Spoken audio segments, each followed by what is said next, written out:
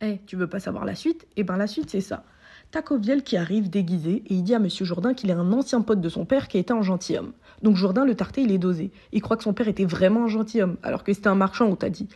De là, Coviel, il lui dit qu'il a beaucoup voyagé, et truc de ouf, il y a le fils d'un grand Turc hyper riche qui veut se marier avec Lucille. Alors je t'ai déjà dit, la Turquie à l'époque c'est exotique, ils kiffent les gens entendent parler de ce pays. Il y a ce qu'on appelle les turqueries, c'est-à-dire que les peintres ils vont peindre des scènes orientales.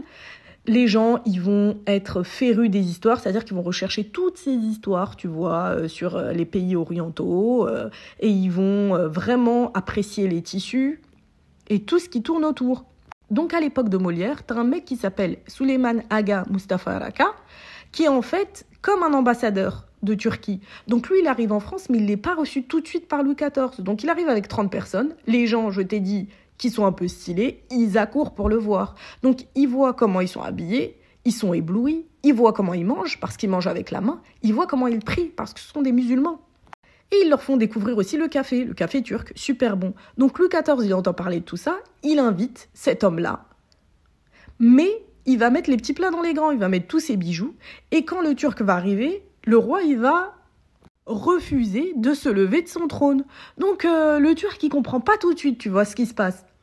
Parce que vraiment, il dit, mais pourquoi est-ce qu'on me montre toute la richesse de la France et en même temps, on refuse de se lever pour moi? Alors, le Turc, il va faire comme s'il ne voyait pas toutes les richesses qui l'entourent. Et ça, Louis XIV, ça va pas lui plaire. Donc du coup, incident diplomatique, et quand le Turc s'en va, Louis XIV, ça le fait bien rire. Donc, quand il rentre en Turquie, t'as les Français, certains qui commencent à se moquer des Turcs. Je t'ai dit, Molière, lui, il fait des pièces qui sont censées être comiques et qui sont dans l'air de son temps.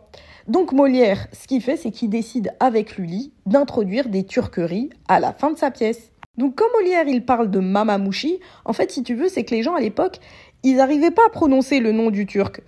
Du coup, Molière, il invente ce mot-là pour en rajouter.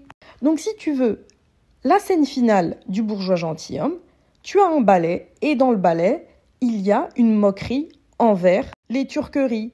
Il y a une moquerie aussi qui concerne les gens de l'époque de Molière qui copiaient tout ce que les nobles faisaient. Il y a une moquerie aussi envers l'Église et envers les religions.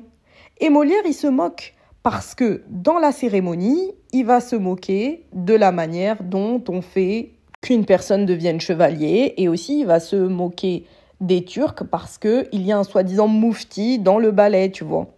Donc ça, c'est tout le contexte politique de l'époque. Alors, on en revient au bourgeois gentilhomme, Tacoviel. Il dit à Jourdain que le fils du grand Turc, il veut faire de Monsieur Jourdain un noble et il va lui donner le titre de Mamamouchi. T'as capté? Donc Molière, il se moque clairement parce que le titre, il n'existe pas. Et il se moque aussi des mecs comme Jourdain. Jourdain, il sait pas ce que ça veut dire Mamamouchi, mais comme il pense que c'est un titre comme être un gentilhomme, alors il prend.